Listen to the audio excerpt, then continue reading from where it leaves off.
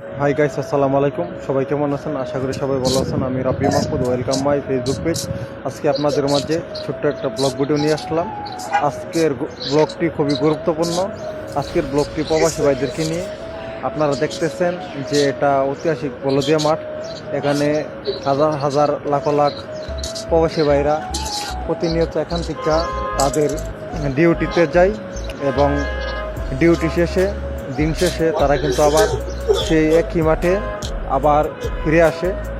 আসলে আমরা ভাই ফ্যামিলিকে ভালো রাখার জন্য 6,000-7,000 কিলোমিটার পাড়ি দিতে হয়, কারণ ছেলে হলে জন্মালে আপনাকে টাকার পিছনে দৌড়াতে হবে।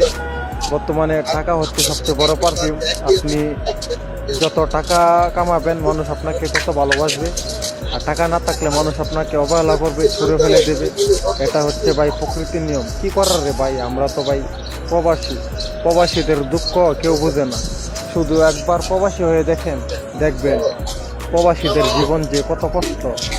জেলখানার মধ্যে বন্দি লাগবে আপনার, কিছু করার নাই। ছেলে হলে জন্মালে আপনাকে ফ্যামিলির জন্য সব কিছু ত্যাগ করতে হবে এবং বন্ধু বান্ধব সবার মায়ের ত্যাগ করতে হবে।